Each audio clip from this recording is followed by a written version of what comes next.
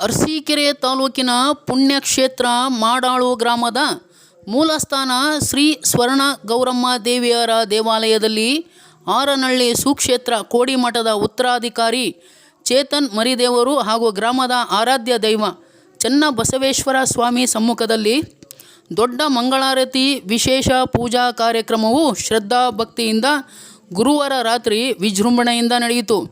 166ನೇ ವರ್ಷದ ಜಾತ್ರಾ ಹಾಗೂ ವಿಸರ್ಜನಾ ಮಹೋತ್ಸವದ 10ನೆಯ ದಿನದ ಕಾರ್ಯಕ್ರಮವು ಕೋಡಿಮಠ ಮಹಾಸಂಸ್ಥಾನ ಹಾಗೂ ಗ್ರಾಮಸ್ಥರು ಬಹಳ ಹಿಂದಿನಿಂದಲೂ ನಡೆಸಿಕೊಂಡು ಬಂದಿದ್ದು, ಈ ಮಹಾಮಂಗಳಾರತಿ ದೇವಿಗೆ ವಿಶೇಷ ಪೂಜೆಯಾಗಿದೆ.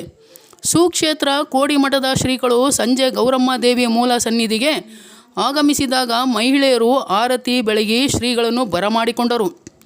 ನಂತರ ಮೂಲ ಸನ್ನಿಧಿಯಲ್ಲಿ ಪೂಜೆ ಸಲ್ಲಿಸಿ ದೊಡ್ಡ ಪಲ್ಲಾರದ ಕುಕ್ಕೆಗಳನ್ನು ಹೊತ್ತು ಭಕ್ತರು ಶ್ರೀಗಳು ಹಾಗೂ ಚನ್ನಬಸವೇಶ್ವರ ಸ್ವಾಮಿ ನೇತೃತ್ವದಲ್ಲಿ ಉತ್ಸವದ ಮೂಲಕ ಗ್ರಾಮದ ಹೊರಭಾಗದ ಶಿವಬಸವ ಕುಮಾರಸ್ವಾಮಿ ರಸ್ತೆ ಬದಿಗಿರುವ ಮೂಲಸ್ಥಾನ ಗೌರಮ್ಮ ದೇವಿ ದೇವಾಲಯಕ್ಕೆ ಬರಲಾಯಿತು.